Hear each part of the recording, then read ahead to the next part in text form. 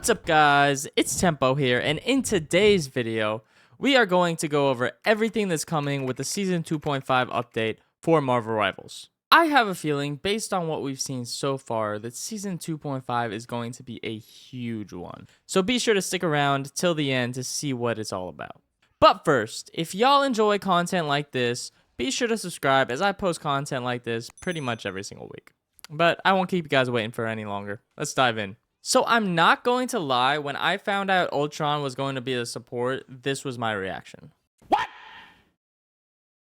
What the fuck? But hold on, just hear me out. I think they actually did pretty good with this one. His primary fire is a beam that only does damage, it doesn't heal. It does a pretty sizable chunk of damage, and it fires like a burst with a higher damage burst at the end. His right click grants shields to himself and any nearby ally. The range on this isn't very far, so you have to be pretty close to your allies. Or you can also extend it with the next ability, which allows you to set a drone on a player that gives constant healing to nearby allies. And even more constant healing to the ally with the drone. Think like a kind of a Zenyatta orb from Overwatch. That being said, if you use that right click, the range of the droned ally is also added to the range for shields, allowing for more allies getting shields. I'm not sure if that made any sense, but I can't really think of a better way to explain it. His last normal ability is a movement ability, allowing him to fly quickly in any direction, kind of like a burst. Not like Iron Man, like full on like zoom, but like just a quick like dash. And then after that dash, he will also get a movement boost for 8 seconds, allowing him to just fly a little bit faster. This will be very useful to prevent being shot down, as movement abilities for flyers are kind of a must. We learned from Storm that if you don't have any movement abilities, a good hit scan can just pretty much declare you useless. You're going to want to save this ability for those high danger moments when you need to take cover really fast. Alright, now for his ultimate ability, Ultron gets drones to boost his beam, allowing for extra healing or damage. Now, I did say healing or damage. His primary fire does not heal, but with his ultimate, he can heal with it.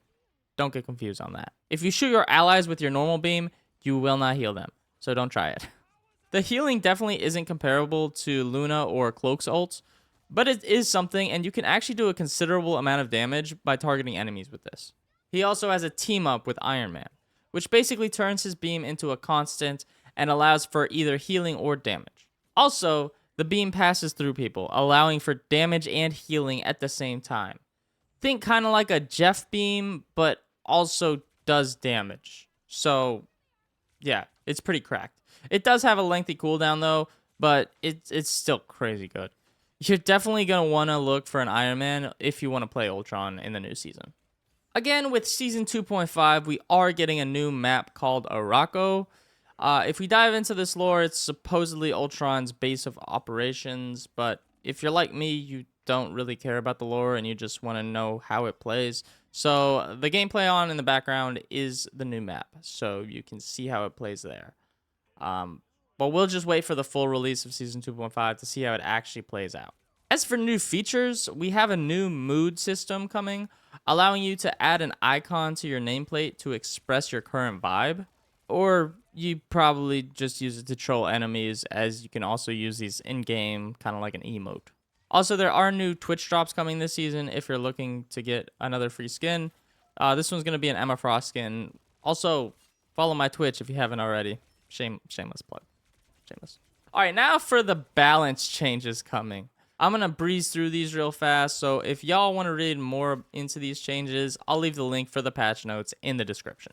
For Vanguards, Cap is getting his health reduced slightly, shield recovery reduced slightly, and his ult is getting increased energy, so he'll get it slower. Doctor Strange is getting a buff to his primary range, and his Maelstrom damage no longer loses damage at distance. Emma Frost is getting a slight reduction in her shield, as well as a slight nerf to her diamond form.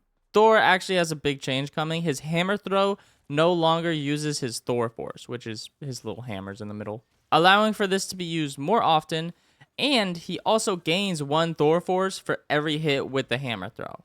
However, his shield when casting abilities has been slightly reduced, but still I think that's a pretty strong buff for Thor. For Duelist, Hawkeye is getting a slight increase in both of his arrow damages, so that's the sharpshooter arrow and the explosive arrow. that I don't think I've seen anyone ever use. Human Torch is getting a pretty considerable nerf to his survivability and damage. That's a good one to see.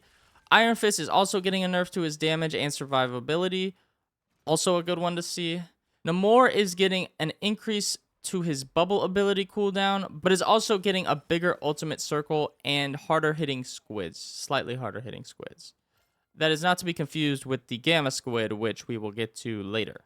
Psylocke is getting a reduction to her damage and her invis, just slightly decreasing both of those. Squirrel Girl is getting a buff to her damage, cooldowns, and user experience, quote unquote. Whatever that means, I'm not quite sure. All right, moving on to Strategist. Jeff is getting a complete rework and is getting, and I quote, more frontal support and combat ability, less survivability. I don't know. That's just what it said in the patch notes. I don't want to go too much into it here, but I may do a video on this rework soon, so subscribe if y'all want to see that. And Luna is getting a higher ultimate ability cost, so she'll get it slower, as well as gaining health when she does damage now, which is kind of crazy. All right, now for the new team-ups coming into the game. I already previously mentioned the Ultron and Iron Man one, so I'll be leaving that one out. Hawkeye is getting an ice arrow from Luna. Luna, in return, getting 15% extra healing. Storm and Jeff are teaming up into a Sharknado. There's not that much information on that, so we'll have to see how that plays out. Punisher and Black Widow are getting a team up where Punisher receives increased damage output, and Widow is getting a pulse rifle ability. Also, not really much gameplay on that. Rocket and Penny are teaming up, allowing for a new Armored Spider nest ability, as well as Rocket gets a 5% increase in healing. Webs will also be around his BRB station. Venom is allowing Jeff to get healing tentacles, and in return, health increased by 150 for Venom. All right, that's all the team-ups that are new that are coming to Marvel Rivals. Now let's have a moment of silence for all the lost team-ups. The Hawkeye and Black Widow team-up is gone. Honestly, I don't think I've ever seen this being used, and if it is, it was quick play. I mean, straight up. Ammo overload with Rocket and Punisher has been removed, which it was fun to play, but I understand why it was removed. Makes sense. Iron Man is getting removed from Gamma Charge, leaving only Hulk and Namor. We will get to this one again in the team-up balancing changes, because there was another change to this. The Venom, Spidey, and Penny symbiote bond is getting removed. Rest in peace to all of these lost team-ups. You will be missed. Mostly. And last but not least, the team-up balancing changes. Gamma Charge Squid for Namor is getting an increased cooldown. Not decreased damage, not decreased range, an increased cooldown. So it'll be 20 seconds instead of 15 seconds. But still, I feel like they should have nerfed the damage or the range or something else on this, because I still feel like Hulk and or Namor are going to be banned 90% of the time because they don't want to deal with this stupid squid. Also, mental projection clones for Magneto and Psylocke are getting a reduced damage rate. I believe it's going from 25% to 20% of your damage coming from the clone, but I could be wrong on that. Again, there's some more minor changes revealed in the patch notes, but in this video, I'm only quickly covering the most substantial changes.